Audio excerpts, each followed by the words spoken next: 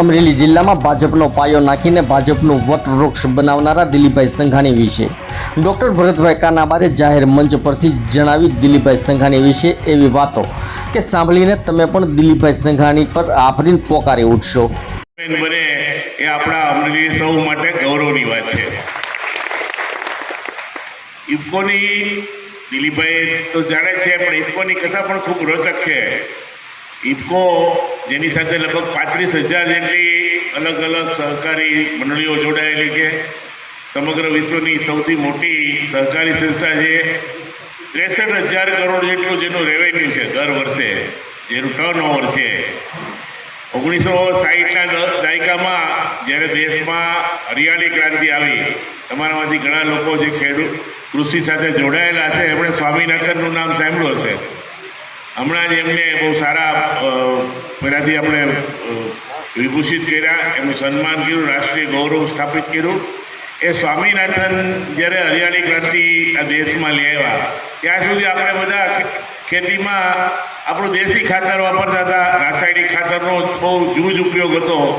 ત્યાર પછી 60ના દાયકામાં હરિયાળી ક્રાંતિમાંથી જાણવા મળ્યું કે રાસાયણિક ખાતરનો જો ઉપયોગ કરવામાં આવે તો આપણી જે ખેત પદાર્થો છે એનું પ્રોડક્શન બમણું 3 ગણું મળવા માંડે।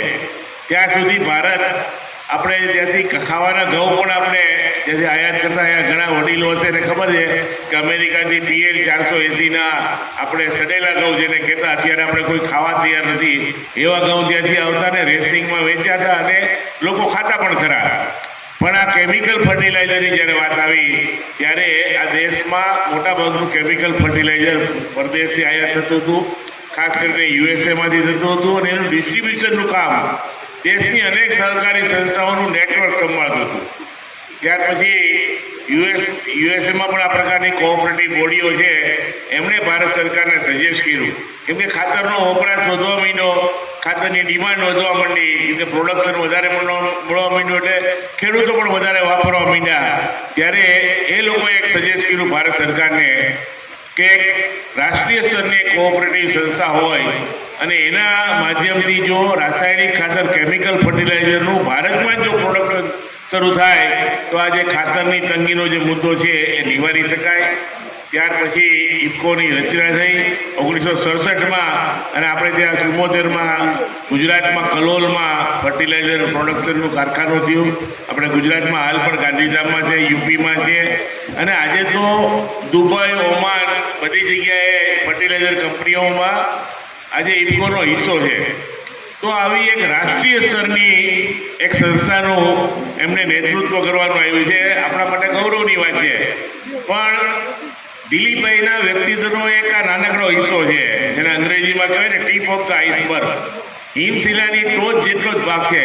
એના રાજકીય જીવનના એમના જે સહયાત્રીઓ છે, એની સફરના જે સાક્ષીઓ છે,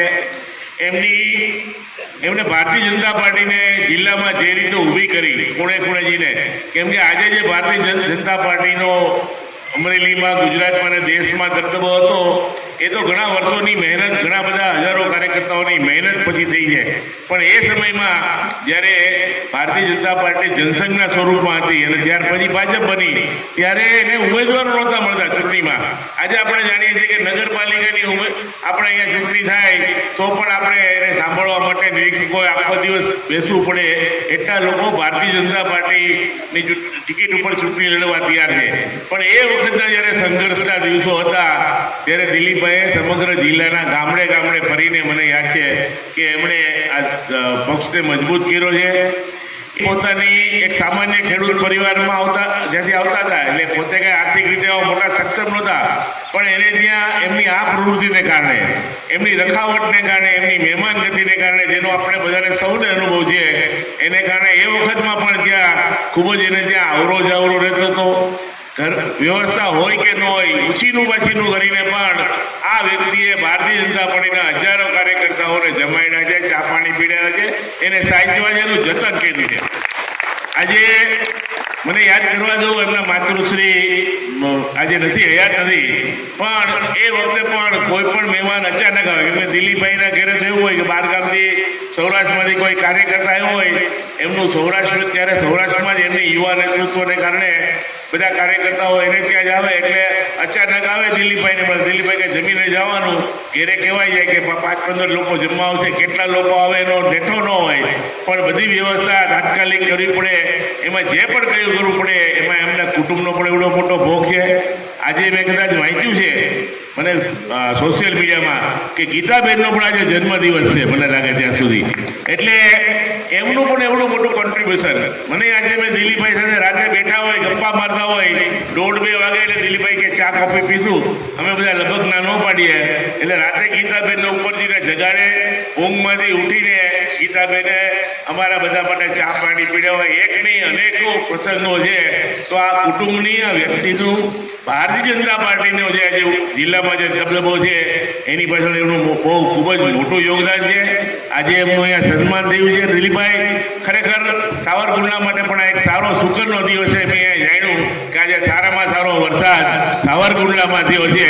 તો આ પણ એમના એક વ્યક્તિત્વની સુગંધ છે.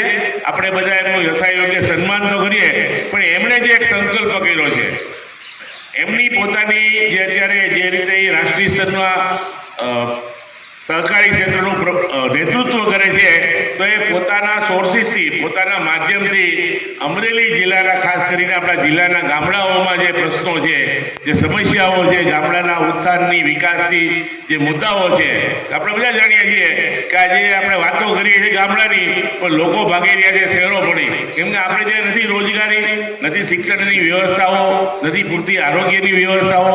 આજે કોઈ પણ મધ્યમ વર્ગના બાળકને પણ આગળ ભણવું છે તો અમરેલીમાં આપણને કોઈ સારી સ્કૂલ ન મળે. અમરેલી જિલ્લાનું મથક હોવા છતાં ગામડાની વાત તો અલગ જ છે. તો સમગ્ર કુટુંબે માઇગ્રેટ